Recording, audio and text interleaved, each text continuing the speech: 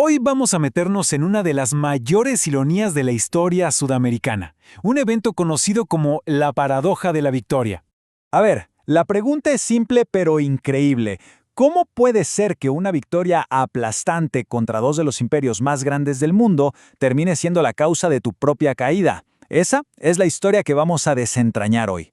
Miren nomás este contraste tan brutal. En 1850, Juan Manuel de Rosas era un héroe, estaba en la cima de su poder. Solo 2 años después, es un hombre derrotado y exiliado para siempre.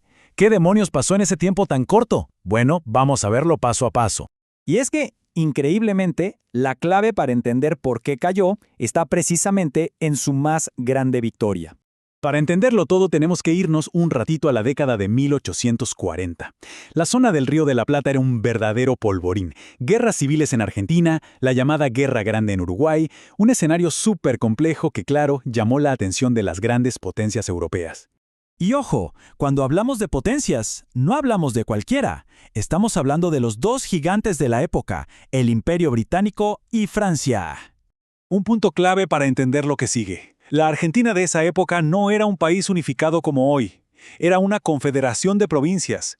Y Rosas, que era el gobernador de Buenos Aires, manejaba todas las relaciones exteriores y, sobre todo, la aduana principal. Esto le daba un poder económico y político inmenso. Entonces, ¿por qué se metieron? Bueno, no fue por una sola cosa, fue como la tormenta perfecta. El punto central, el más importante de todos, era el control de los ríos. Rosas decía, son nuestros, y todo el que quiera comerciar pasa por la aduana de Buenos Aires. Para los británicos y franceses, eso era un freno a sus negocios. Si a eso le sumamos que Rosas estaba metido hasta el cuello en la guerra de Uruguay y que sus enemigos hacían una campaña en Europa pintándolo como un tirano, bueno, ya tenemos el cóctel perfecto para la intervención militar. Pero Rosas, ante las amenazas de los imperios, no dio ni un paso atrás. La cosa se puso seria y el choque militar fue simplemente inevitable. Imagínense la escena. Una flota gigantesca, de más de 100 barcos de guerra y comerciales, de las dos marinas más poderosas del mundo entrando por el río Paraná. Era una demostración de fuerza total, pensada para que los argentinos se rindieran casi sin pelear. El mensaje era claro, vamos a pasar sí o sí. Y aquí los números hablan por sí solos. Mire la diferencia de poder de fuego. En la batalla clave, la de la Vuelta de Obligado, la Confederación estaba en una desventaja que era abismal. Tenían menos cañones, mucho más viejos y de menor calibre. En teoría, para la flota europea, esto iba a ser un paseo por el campo, ¿verdad? Pues no.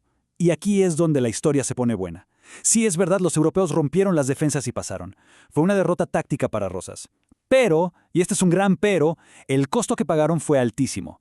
La resistencia fue pero tan feroz, que sus barcos de guerra quedaron destrozados. Esa victoria les dejó algo muy claro.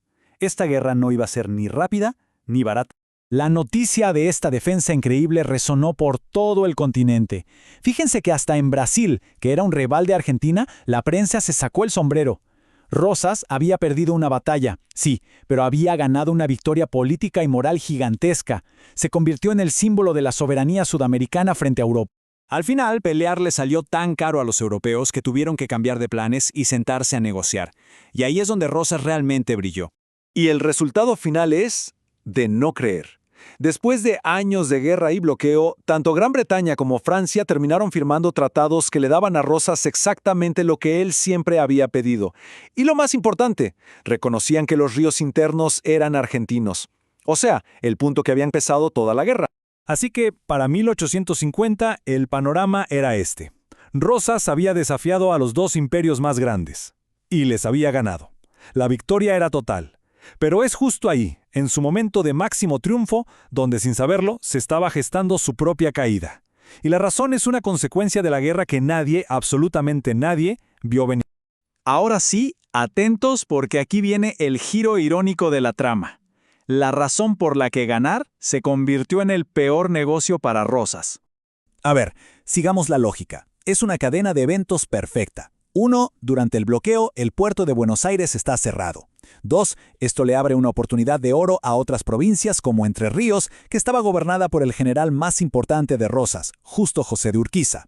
3. Urquiza y su provincia empiezan a comerciar directamente con los barcos extranjeros, se saltan la aduana de Buenos Aires y se hacen inmensamente ricos. 4. Rosas gana la guerra. Se firman los tratados y se reabre el puerto de Buenos Aires. Y aquí viene el golpe. 5. La victoria de Rosas significa que el negocio de Urquiza se acaba de la noche a la mañana. La victoria de su propio jefe era una catástrofe económica para él y su provincia. Y claro, cuando el bolsillo se ve amenazado de esa manera, las lealtades pueden cambiar muy pero muy rápido. El aliado más poderoso de Rosas se convirtió en su peor enemigo. Urquiza no se quedó de brazos cruzados. Se movió rapidísimo, rompió públicamente con Rosas y armó una coalición nueva y muy poderosa. ¿Con quiénes? Con todos los enemigos de Rosas dentro del país y, muy importante, con el Imperio de Brasil, que vio la oportunidad de oro para sacarse de encima a su gran rival. Juntos crearon el famoso Ejército Grande. Y fíjense en la velocidad de todo. En agosto de 1850, Rosas estaba en la cima del mundo. Menos de 2 años después, estaba completamente acabado. La rebelión de Urquiza en mayo de 1851 fue el principio del fin, y la campaña militar que siguió fue un visto y no visto que terminó en la decisiva batalla de Caseros. Después de la derrota, Rosas renunció en el acto. En su carta de despedida se nota ese sentimiento de haber hecho lo que creía correcto, pero también de reconocer que la fuerza que se le vino encima, una fuerza que él mismo ayudó a crear con su victoria, fue demasiado. De ahí se fue al exilio en Inglaterra para nunca más volver. Y todo esto nos deja con una pregunta final flotando en el aire. La caída de Rosas, que fue una consecuencia directa de su mayor triunfo, abrió la puerta para que Argentina finalmente se organizara como país y tuviera una constitución, un proceso liderado por el mismo Urquiza que lo derrotó. Entonces, la pregunta es, ¿fue esta increíble paradoja un paso doloroso pero necesario en la construcción de una nación?